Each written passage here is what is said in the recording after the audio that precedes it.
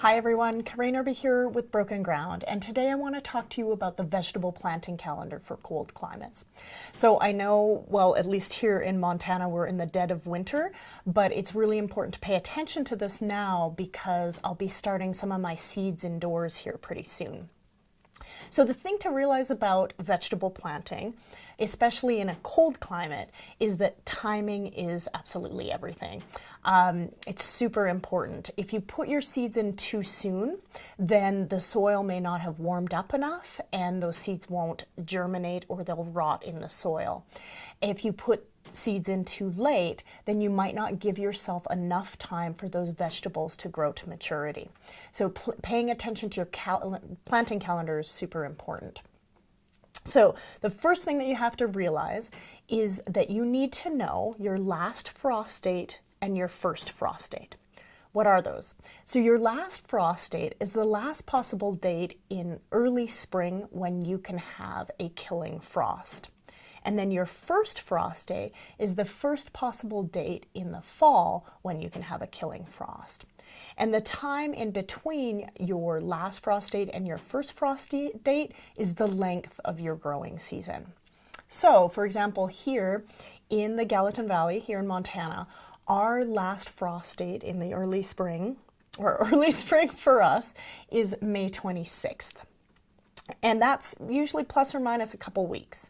So, and then our first frost date is around October 1st, plus or minus a couple weeks. So in other words, the length of our growing season is anywhere between 95 and 107 days. So not super long, but still a lot of things that you're able to grow during that time. Now, keep in mind that there will be different microclimates, even within this valley. And so you want to check with your neighbors, other gardeners in the area, to know when it is that they plant, just to get a sense of things. But that's kind of a general guideline. So if we have a growing season between 95 and 107 days, then you want to really pay attention to your seed packets, right? So for example, these carrots, right? On the back here, it says that most of our varieties mature around 65 to 70 days. So we know, okay, we have a 95-day at a minimum. Hopefully, we have a 95-day growing season. These carrots will mature on time. Peas, again, on the back, again, of your seed packet, 62 to 70 days. So great. We'll have enough time for peas as well. So the seed packets can be super helpful in terms of determining whether or not you'll have success growing a particular plant in the climate. And again, this kale, 65 days.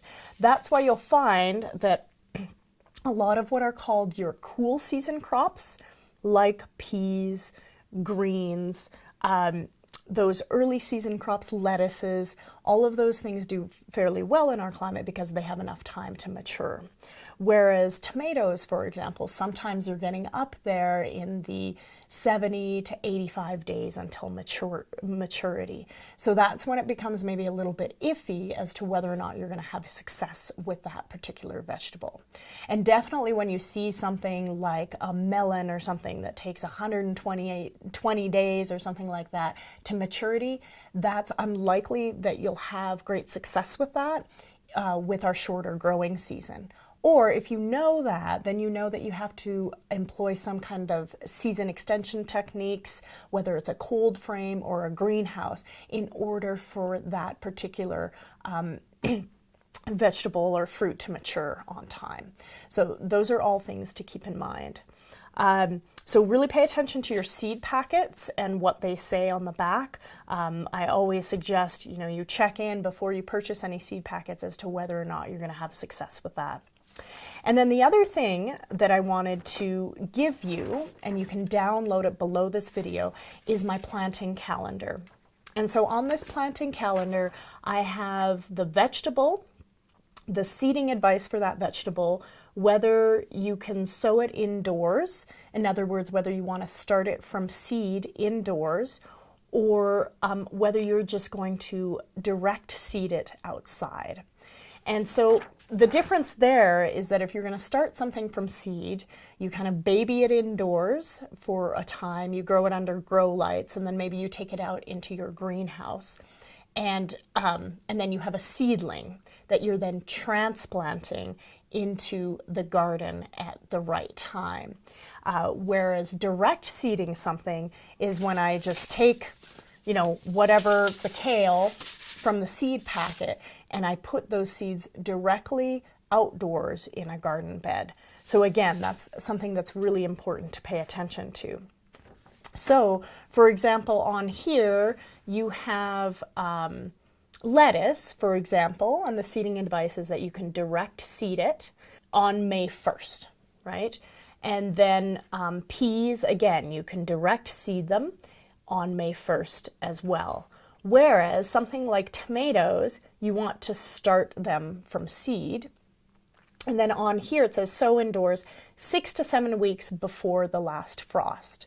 So you want to be doing that around the 3rd week of March, for example, or the beginning of April at the latest, so that you have a seedling that you can then transplant. When it says outdoors, you can transplant that on May 30th.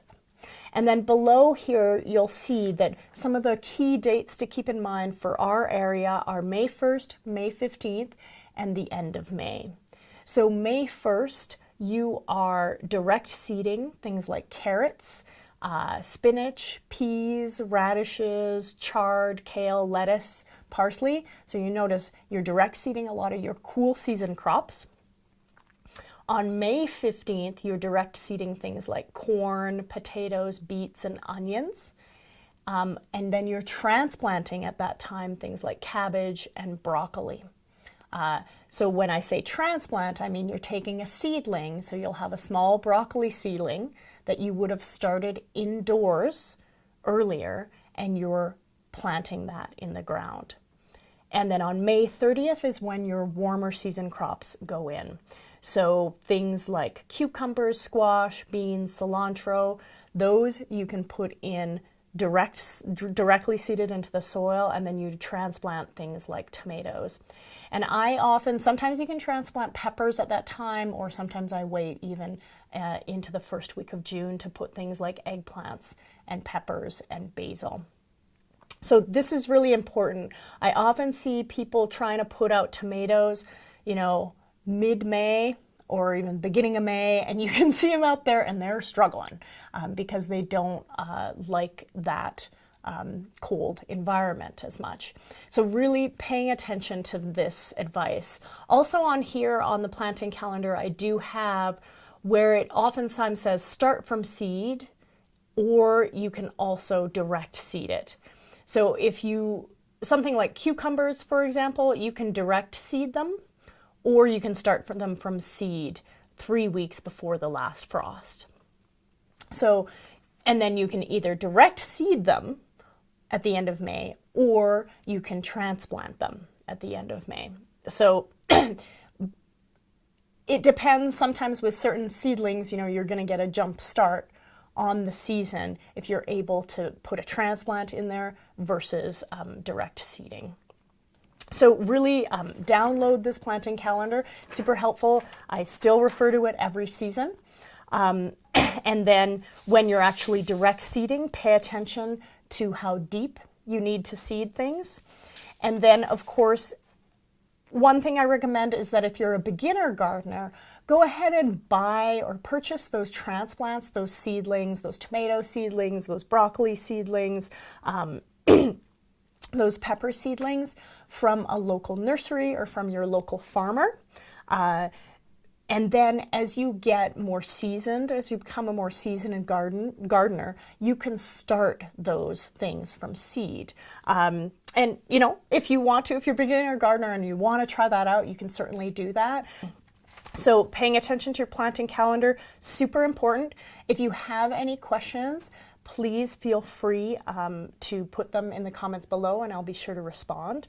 But yes, even though we are in the dead of winter, I'm really looking forward to it getting a little bit warmer. And like I said, I will be starting a lot of my seeds indoors fairly soon. So definitely pay attention to this planting calendar and use it as a way to plan your upcoming growing season. So thank you so much for watching, and I look forward to seeing you soon.